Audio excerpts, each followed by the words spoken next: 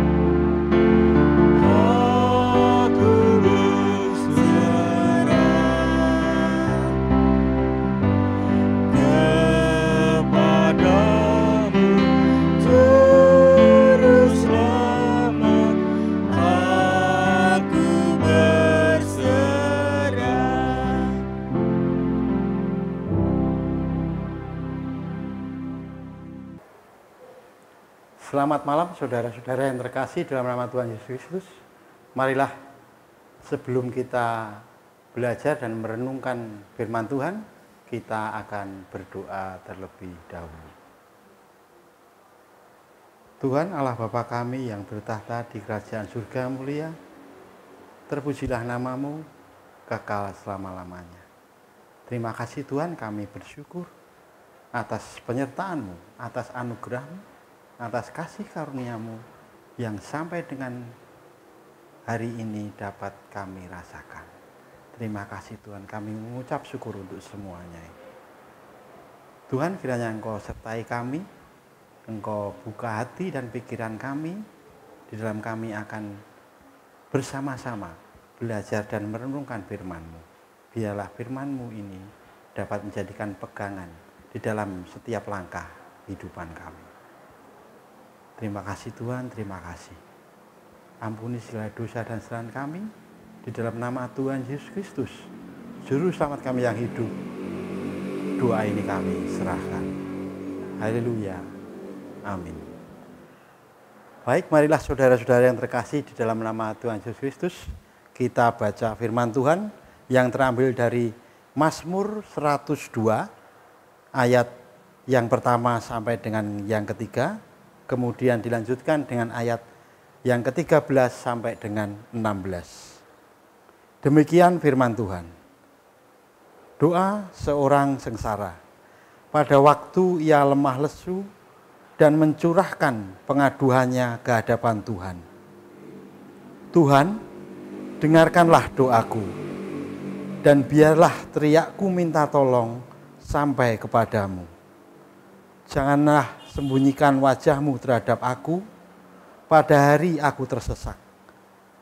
Sendengkanlah telinga-Mu kepadaku pada hari aku berseru. Segeralah menjawab aku. Tetapi Engkau ya Tuhan bersemayam untuk selama-lamanya, dan nama-Mu tetap turun-temurun. Engkau sendiri akan bangun, akan menyayangi Sion, sebab sudah waktunya untuk mengasihaninya. Sudah tiba saatnya.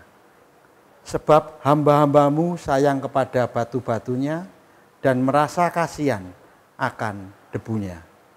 Maka bangsa-bangsa menjadi takut akan nama Tuhan, dan semua raja bumi akan kemuliaan-Mu. Demikian firman Tuhan yang terambil dari Mazmur 102. Renungan pada malam hari ini akan saya beri tema iman sejati, iman yang tidak melihat. Saudara-saudara yang terkasih di dalam nama Tuhan Yesus Kristus, ada komunitas orang percaya atau orang Kristen yang beranggapan jika kamu beriman, maka kamu akan mengalami mujizat dan pertolongan Tuhan.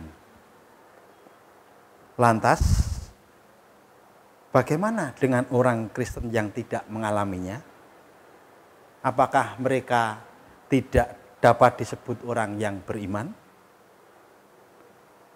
Menurut Jewish Study Bible, Mazmur 102 yang tadi kita baca adalah Mazmur ratapan tentang kehancuran Yerusalem dan doa untuk pemulihan kota tersebut.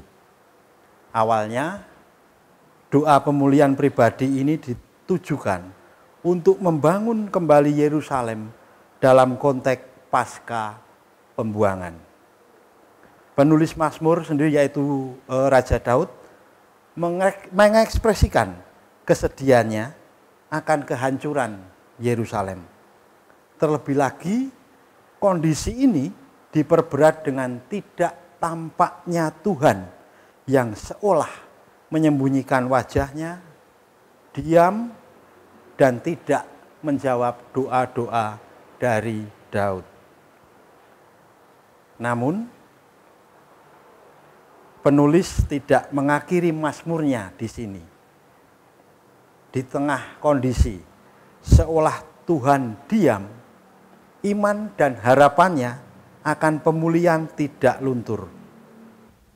Pengharapannya tampak dalam pengakuan akan kekuasaan dan kemurahan hati Allah. Pemazmur percaya bahwa Allah akan memulihkan Yerusalem meskipun dia tidak dapat melihatnya secara langsung. Melalui iman, Daud percaya bahwa keturunannya akan melihat pemulihan dari Allah. Inilah iman yang sejati. Saudaraku, Yesus pernah berkata, "Berbahagialah mereka yang tidak melihat namun percaya." Yohanes 20 ayat 29. Saudaraku, ada satu pertanyaan yang menarik tentang iman. Apa itu iman yang sejati? Iman yang sejati tidak seperti seseorang yang tidak pernah sedih atau selalu mengalami mujizat pertolongan. Iman yang sejati muncul dari ujian dan penempaan dalam berbagai kondisi apapun. Seperti seseorang yang mencari pertolongan Tuhan melalui doa, namun ia mendapati bahwa Allah seakan-akan diam dan tidak menjawab doa-doanya. Dalam kondisi seperti itu, ia memilih untuk tetap berharap dan percaya pada kekuasaan Allah dan keadilan Allah. Di sini, iman tersebut diasah oleh Tuhan melalui kesabaran, komitmen, kesetiaan, dan pengharapan. Saudaraku yang terkasih, Sudahkah kita mempunyai iman yang seperti itu? Jawabannya ada pada kita masing-masing. Saudaraku, hanya dengan cara-cara seperti yang tersebut di atas, iman kita bisa menjadi murni. Karena kita percaya total kepada rencana dan kehendak Allah. Ini bukan hal yang mudah. Saya yakin secara manusiawi kita akan mengeluh. Kenapa kok Tuhan kok tidak segera menjawab doa-doa kita? Saya yakin itu pernah terjadi pada saya dan saudara-saudara semua. Tapi dengan perenungan kita pada malam hari ini, kita diajar untuk menjadi orang Kristen yang selalu percaya dan berserah kepada kehendak Allah. Saudara, ini tidak akan mudah tanpa penyertaan, tanpa perlindungan, dan tanpa anugerah dari Tuhan. Oleh karena itu, marilah kita yakin dan percaya bahwa Tuhan tidak akan pernah diam. Tuhan memberkati kita semua. Amin. Mari kita berdoa. Terima kasih Tuhan, Engkau telah berikan firman yang begitu indah pada kami.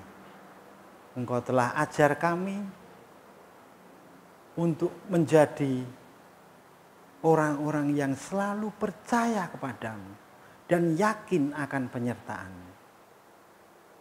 Engkau mengajar kami sehingga iman kami akan menjadi semakin kokoh, semakin kuat. Dan biarlah iman kami menjadi iman yang sejati di hadapan Engkau. Ajar kami selalu Tuhan, di dalam kami melalui setiap kondisi apapun yang kami alami, di dalam setiap langkah hidup kami. Kami yakin dan percaya dan selalu berpegang teguh pada tangan kuasa-Mu. Terima kasih Tuhan, terima kasih.